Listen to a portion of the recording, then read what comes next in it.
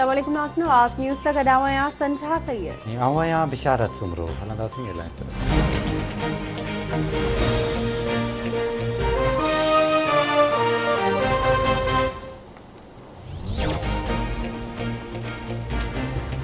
तहरीक लबैक पाकिस्तान ऐं हुकूमत विच में ॻाल्हियूं कामयाब थियण खां पोइ क़ौमी असेंबली जो इजलास ख़मीस बदिरां अॼु मंझंदि जो 3 वॻे थींदो।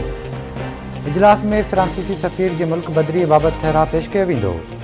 वफ़ाक़ी घरू वज़ीर शेख रशीद अॼु ऐवान खे ॻाल्हियुनि बाबति आगाह बि कंदो।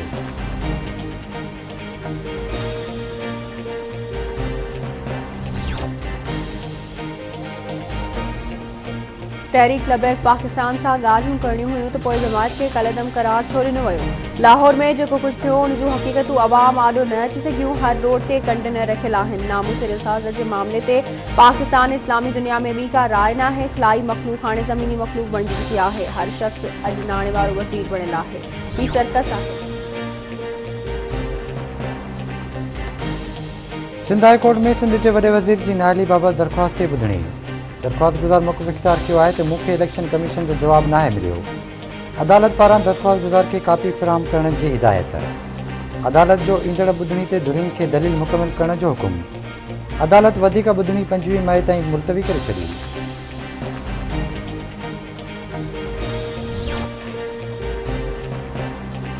सिंध हाई कोर्ट में गुम थियल माण्हुनि जी बाज़ियाबी बाबति दरख़्वास्तुनि ते ॿुधणी। गुम थियल जे वारसनि अदालत में बयानु ॾिनो आहे त 6 सालनि खां अमीन गुम आहे। JITs ठही चुकियूं आहिनि।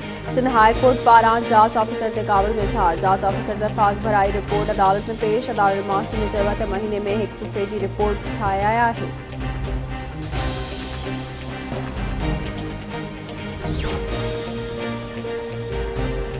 मुल्क में कोरोना वॻे वधीक 137 मरीज़नि जे फ़ौत थियण खां पोइ हयात विञाईंदड़नि जो अंग 16,453 थी वियो।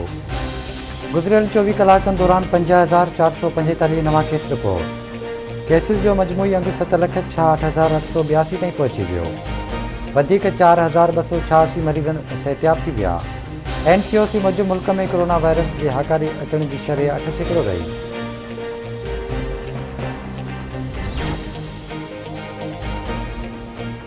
मीरपुर माथिले भरिसां खंडेर शाख वटां अगवा थी वियल 2 ॻोठाणनि राहिब ऐं आशिक़ निगारी जी बाज़ियाबी लाइ वारसनि जो थाणे अॻियां मुज़ाहिरो। मुख़बिर जी बाज़ियाबी लाइ घोटकी ज़िले जे मुख़्तलिफ़ थाणनि जी पुलिस जी अबल गड़ी ते चढ़ाई। 4 ॼणा गिरफ़्तार। पुलिस जी चढ़ाई ऐं गिरफ़्तारियुनि ख़िलाफ़ ॻोठाणा सरापा एहतजाज।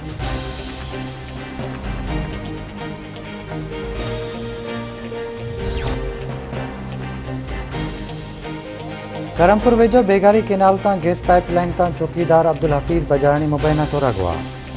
पुलिस हदबंदी जो तकरार ॼाणे हथियारबंदनि ख़िलाफ़ कार्रवाई खां इनकार करे छॾियो।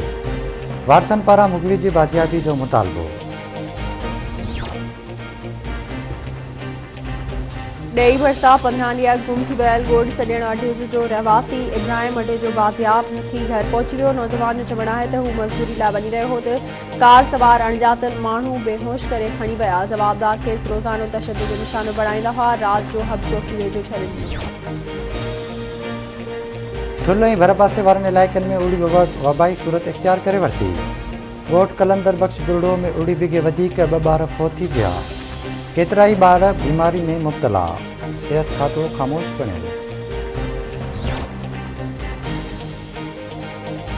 गाज़ी अहमद भरिसां क़ौमी शाहराह ते बोह सां भरियल ट्रैक्टर ट्राली पलटी। 1 पौरिस फ़ौत। 3 ॼणा ज़ख़्मी। पौरिस जी सुञाणप वसीम माछी तौर थी आहे। ज़ख़्मी खे अस्पताल मुंतक़िल कयो वियो।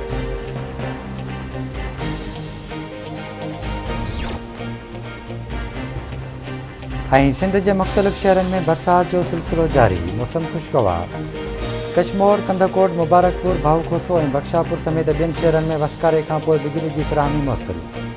मौसमियात खाते मूजिबि कराची में अॼु गर्मी 35 खां 37 सेंटीग्रेड ताईं रहंदो।